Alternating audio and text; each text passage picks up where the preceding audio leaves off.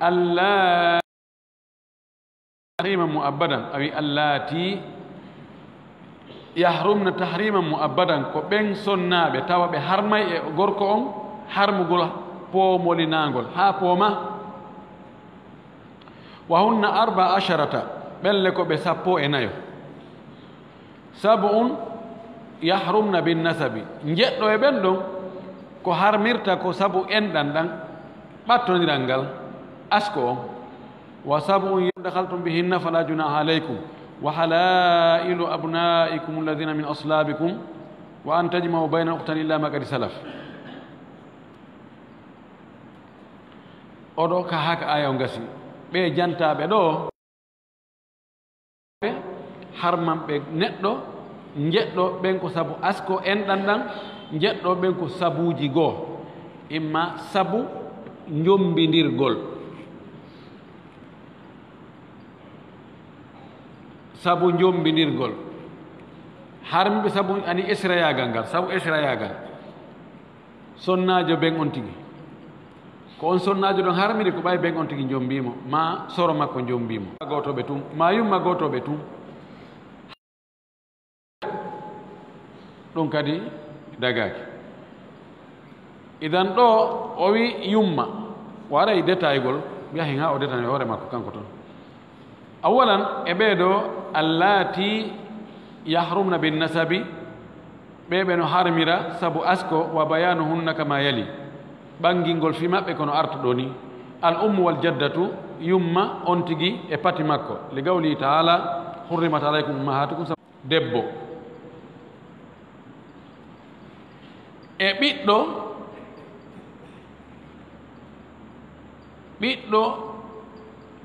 ɓiɗɗo bandira on tigi gorko on bandirawo makko no mari ɓiɗɗo gorko on bandirawo makko ɓiɗɗo mum gorko on heɓoya ɓiɗɗo debbo taban en ɗo mematake ko wana noon bintil ukhti ani bandirawo ma on ɓiɗɗo makko on ko kawa wiyete ɓiɗɗo on ɗon on o wiyay ko mama woni noon on ɗon ko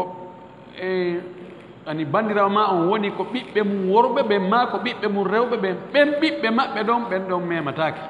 ko mama ɓiɓɓe rewɓe a yawtata joni na min ɓawi oɗa ko kawa wiyata yomi ƴettatake li gawli taala sabu ko gona to ɗum ka wi wa banatul akhi e ɓiɓɓe rewɓe bandirawo on tigi gorko wal ammatu e yaaye on woni ko nene goto baba goto ben on tigi woni on yaayirawo ɗon ko ben goto yumma on ben goto ben on tigi tu ko baba tu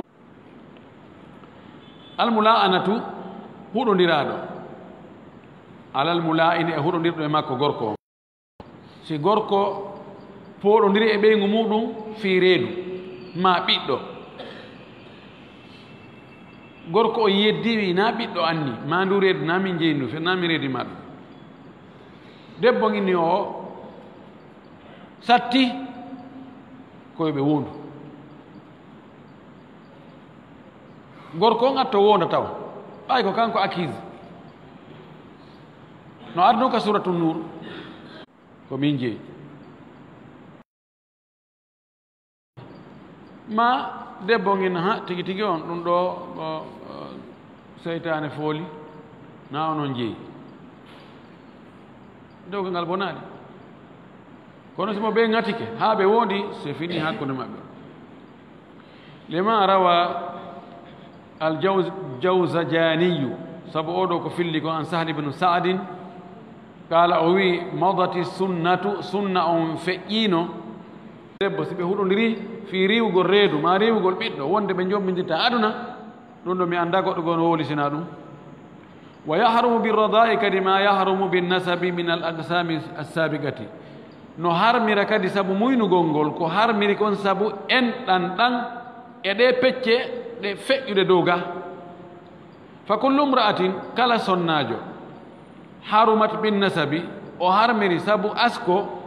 min al aqsami sabiqati e ɗe pecce attiɗe dow ga haruma misluha birradai sifa on non kadi arano harmira sabu muynugol ngol kal ummahati wan nenraɓe nene jibinɗo on harmi wana noon nene muyninɗo oɗa ko nene ka jibingol oɗa ka nene ko muyningol o muynini pay kunkun no oɗa jibinɗo pay kunkun harmiri e pay kunkun non ko noon muyninɗo kun on kadi debbo muyninɗo kun ko noon harmiri e makko no pati oɗa harmiri e makko noon ko noon pati oɗa kadi harmiri e makko kal ummahati wal akhawat o bandirawo makko no harmiri e makko noon ko noon o bandirawo mo o kafi o muynidi sonnajo goto ko noon on kadi harmiri e makko ɓiɓɓe o bandirawo makko mo o jibindinna ɓiɓɓe on rewɓe ɓen no harmiri e makko noon oɗo kadi sonnajo mo o muynidi mo o jiwo mo o muynidi sonnajo goto on jiwo ɗon kadi jibini ɓiɓɓe rewɓe hara ɓe harmi e makko kanko o muynidi o ko bandirawo makko ka muyna ko goto o fota sonnajo ɗon harmi e ɓiɗɗo on gorko ɗon mo o humidana wa zawjatul jaddati aw zawjatu jaddihi afwan ko ɗon kadi sonnajo soro makko humidanama e sonnajo dewgal hayso ɓe yidande daɗɗudi haray kanko tanira on gorko on o jombata on sonnajo ɗon hannde kadi li gawlihi taala saba kongal suɗo ka wi wala tankihuma nakaha aba'ukum min annisai magadi saba magadi salafa la magadi sabaga kako salafa ila magadi salafa wota o resu ko baabiraɓe moɗon resuno e sonnaɓe ɗo fanda resugol ngol ko humugol ngol wa tahrumu zawjatu ibnihi wa in nazala no harma e makko kadi ɓeygu ɓiɗɗo makko on ɓeygu ɓiɗɗo makko gorko mo o jibini alayhi ummu zawjatihi no harma e makko kanko gorko on yumma sonna makko esiraɓe makko wa jaddatuha konon kadi patiraɓe sonna on tigi yumma on tigi e yumma ben on tigi kanko sonnajo bi mujarradil aqd haysi dewgal humama tun hakkude maɓɓe mana hakkude aden e sonnajo makko on si dewgal humama ɓe yiidali hara yumma on sonnajo ɗon harmi e makko o tawi mi firteɗa mi fiɓaɗa ko noon pati sonnajo on li gawli taala sabu kongal toon ɗo koy wa ummahatu nisaikum e yummiraɓe sonnaɓe mon ɓen wa tahrumu bintu zawjati wa banatu awladiha ida dakhala bil ummi no harma e gorko on ɓiɗɗo ɓeygu makko ma ɓiɓɓe rewɓe ɓiɓɓe worɓe ɓeygu makko ɓen si tawi o naatidi e ɓeygu makko nene maɓɓe mana mo humani sonnajo o humanimo dewgal tun o yi jiwo sonnajo on o tawi allahu akbar si mi yino ɗo jiwo na nene makko mi humanayno o inna joni mi firti wonen esiraɓe nan joni ko ɓiɗɗo ma on mi faala taw si ɓe jaɓay dewgal du'ama hakkude maɓɓe goro ƴakkama innama ko ɓeygu kaari ɓe yiya to o yiyanna he joni tigi o na on ɗo mi faala ko ɓiɗɗo makko on mi faala a feeti islam no dagini ɓay tun o wattalimo e suudu ɓe yidaali e daɗɗudi no sella ka o firta ka nenen o fiɓa ka ɓiɗɗo on ma ɗum on debbo mo o humani no mari ɓiɗɗo gorko on ɓiɗɗo makko gorko ɗon no jibini jiwo on fewndike o humana yummira on o yiyoya noon tanira o yummira on to ɗum ɗo no hecciɗi mi firti ko yummira o nayejo fiɓaɗa ɗon kadi no dagi amma si o watti jirra on e suudu haray ɓiɓɓe on ɗon sonnajo harmi e makko taniraɓe on sonnajo ɗon harmi e makko tantiraɓe ɓen harmi e makko li gawli taala saba ko gola toon ka o wi وربائبكم اللاتي في حجوركم من نسائكم اللاتي دخلتم بهن فإن لم تكونوا دخلتم بهن فلا جناح عليكم ويدو ربائبكم ربائبكم جمع ربيبة ربيبة ko jiwo ardaɗo on tigi jombat sonnajo no wondi e jiwo o arda e on jiwo ɗon o ne'e fi hujurikum o wi wonɓe e koppi moɗon onon wonɓe e dankade kono o hujurɗo wona o gaydu few wiyatake joni awa ɓay Allah wi a ko ɓen ɓiɓɓe sonnaɓe moɗon ɓe wonɗon e ne'ude awa si tawi on ɗon ba maɓɓe acciti nene maɓɓe an a jombi mo rondi ke lekki ronto ko kifini kon aɗon ardimo ɗum ne'imo on ɗon harmanma hay sina an ne'imo ɓeyi on mafhumu ɗo mafhumu mukhalafa on gollata mafhumu mukhalafa on ko famata ɗo si tawina e hujurukum haray ma fi mushkila kono fi mushkila en faami tayib o wi fay lam takun dakhaltu bihina fala juna alaykum si tawi on naati daali e neniraɓe ɓen e daɗɗuɗi on wattani ɓe suudu allah alaare bakkat talaymo ɗon de ƴetta toon de human toon ɓiɓɓe ɓen na pullo fuuta هذا رند أخواتكم من الرضاعة وأمهات نسائكم وربائبكم اللاتي في حجوركم من نسائكم اللاتي دخلتم بهن فإن لم تكونوا دخلتم بهن فلا جناح عليكم وحلائل أبنائكم الذين من أصلابكم وأن تجمعوا بين الأختين إلا ما قال النوع الأول ما يحرم من أجل الجمع كوتاوتا نهارميرا كونو كسبو حوت غونغول فيحرم الجمع بين الأختين نهارمي مو imma ko ɓe nene goto baba goto maɗum ko ɓe baba goto tun ma ko ɓe nene goto tun hiɓɓiniraɓe jombaɓe nde wotere taw mo oyano seɓɓe senda ñalade nde gawli taala saabu kongola to ɗum ka o wi wa an tajma'u bayna al uhtani ila magadi salaf wa kadaka noon kadi yahrumu l jam'u bayna al mar'ati wa ammatiha wa bayna al mar'ati wa khalatiha ko noon kadi no harmi hawtugol hakkude sonnajo e yaye mum woni on yayirawo ɗon ko nene goto baba goto ma debbo e nene mum to soko ma nene mum mawɗo ma debbo e nene goto muɗum ɓe wallina nene goto yagal ngal to gorko la ilaha illallah tawa eɗon jaaja e miñan no nangodir no piiri ha wawi wa gertode muñal ala e ɗum mana fanniya jombi jiwo on yawonde e makko e dewgal bandirawo makko on no kono taw si pullo fuuta jaɓay ɗum yani accita jiwo on jomba yaye makko ma accita yaye makko jombamo kanko allahu akbar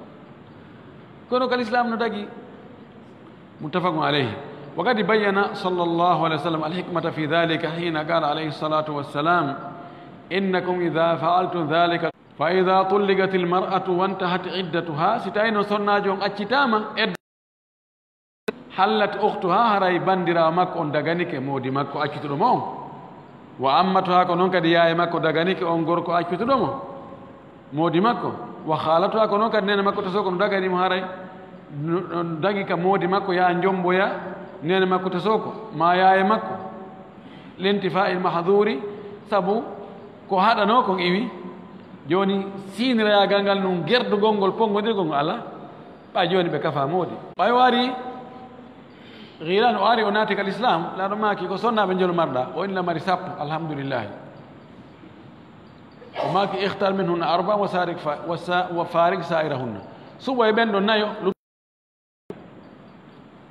لندو فري آية النوع الثاني نون إمون ما كان تحريمه لعارض يزول عندنا في حوت غونغول حرميرنو ɗo noon ɗimon ko tawata harmugol mum ngol ko hunde yande hinde wawi iwde li arid koko fali koko sakki koko yaltiti no wawi iwde wona hon ɗum fa yahrumu tazawuju lmutaddati no harmi jomayi ma modi makko accitimo si modi makko maayi tun goɗɗo goo kutike mo hari modi makko no yiddude makko ha fewno ko mayata e nder nde yontere ɗon goɗɗo goo jombitimo fuɗɗike yiddude makko kadi woni no joni lebbi jeɗɗi jeetati tum ɓiɗɗo heɓike jiɓete ɗon de ara jiɓi liɓi ari ko hombo ko mayi ɗo on ka ko wuro ɗon ko noon si tawi o accitumo goɗɗo akkiti ɓeygu muɗum jontiri tun goɗɗo goo jombimo ha ko akkitaynomo hariɓe yiddude e daɗɗude jombi tun accali neeɓe seeɗa nandi ka hoore ko oto nandi e probléme wa yahrumu tazawuju zaniyati no harmi kadi andi ɗo ko beru edda on ari fali ɗon kono ka edda on iwo en ɓe jawi ka edda ɓe jawi keygu e awa mi yiyama hiwroyoɓe amene yaɗo fuuta mi yaɗo jawgol keygu harno naɓori haɓɓere goro nden o ari iwi o yinowo kadi ko nanduɗi cowodata ma hara ko gorko shirkowo gorko kefeero hakkitande mum ala keferagal lella debbo jokkuɗo yeeyugol hoore mum tun ko weltorta yo on ɗon wonu nene ɓiɓɓo mum ko gorko wawɗo noon kañum kadi gooki yaltinta gooki e nder ngesa fof ko gootum kono tawi ko neɗɗo nefiniiɗo ko harmi ñiddinno ɗin piiji o wakkilata ko yo on ɗon debbo yo won nene ɓiɓɓe makko ɓen ɗum ɗo no harmina e hoore worɓe ɓen dagay ka on jombita on ɗon kadi haa honde ayi ɗo haa on woni aaride oɗo debbo no harmi e makko ko naha pooma si dewgal sellugal wondi e makko tum maayi accimo ɗon oya gorko ara noon mo wawi artude ina aha ɗo haray miɗo faala jombutudema kadi fayi mi ndaara so tawi sansi sella ma on gorko accitimo tawa na ko haldana noon na politique wiigo joni o ɓeygu ammi accitimo tati awa wona ɗon balɗe ɗiɗi tun ka o andi ɗo joni kanko ustada joni ɓe yiidi o andi joni o daggitene ko o yato wona e wiigol ɓey tandaro on kumba on ko ni ko mera fos ɓey ko raɓini tuumum hay hunde ala to pinti panta oy mi anda o se haynaka runde o ko yette so joni wowlamo ɗi colli ñande o tawa o accita tun e moodi mum arano e mawɓe debbo ɓe fof ɓe haaldi joni awa réguilen ɗum ɗo awa e nder yontere on tumati accitonmo noon o wawa yiltade ka ɓeya ka ɓeyato kono noon haray haysi ɓe wondi ɗon o e accitimo o dagoranta ɗum moodi makko arano tayib o wi li gawlihi taala sabu kongolata ɗon ko wi attalagu marratani o ƴamata ko noon kadi sonna joni simo harminani hajjungu ma umra o resatake ha o gayna ɗon ɗo woni konngol jumhur hanafiyankoɓe wi o ella ala e muɗum ɓe fof ɓe yetti hadis goto hadis maymuna hanafiyankoɓe inni ɓay e nelaɗo ko o jombi maymuna ko e nder umra on